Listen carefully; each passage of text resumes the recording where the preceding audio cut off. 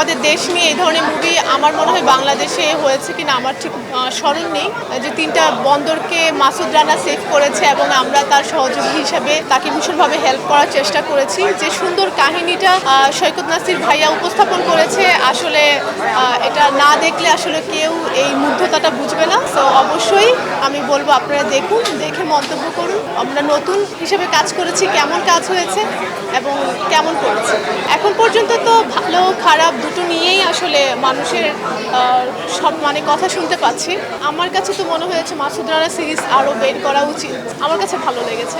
আমি চেষ্টা করেছি, কিন্তু অবশ্যই একটু কনফিউশন ছিল, যেহেতু 5 ইয়ার্স আগে আমার শুটিং ডান হয়েছে।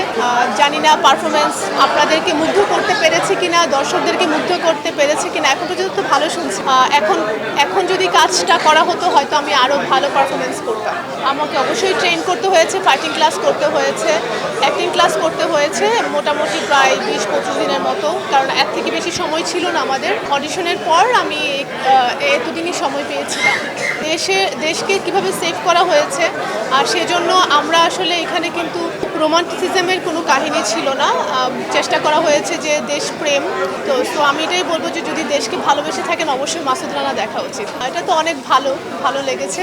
আশা করছি নেক্সট যদি হয় আরও বেশি অ্যাকশন টাইপের কিছু করার ইচ্ছা আছে। দেশপ্রেমের সাথে রোমান্টিসিজমটা যায় না, বাট টুকটাক যে ধরনের একটু হয় না যে একটু মজার কিছু সিন ছিল, I think this one perfect. But এর থেকে বেশি মজার কাহিনী নেই, কারণ আমাদের প্রত্যেকটা সিন আমার কাছে মনে হচ্ছে আমার প্রতিটা সিন এখানে বোঝা যায়নি, খুব চ্যালেঞ্জিং ছিল। অনেকগুলো সিনই আমার ড্রাইভিং সিনটা আমার কাছে খুব চ্যালেঞ্জিং ছিল, যেটা এখানে বোঝা যাচ্ছিল না, কারণ আমি ম্যানুয়ালে ড্রাইভ করতে পারতাম না। ইনস্ট্যান্ট আমি অটোতে ড্রাইভিং করতে পারি। তো ইনস্ট্যান্ট যখন ভাইয়া আমাকে বলল সৈকত ভাইয়া যে এখনই উঠো, বকা দিচ্ছে যে এখনই ড্রাইভ করো, তো আগ্রাবাদ অ্যাক্সেস রোডের মাঝখানে গাড়ি নিয়ে ড্রাইভ করাটা এটা আমার জন্য খুব চ্যালেঞ্জিং ছিল।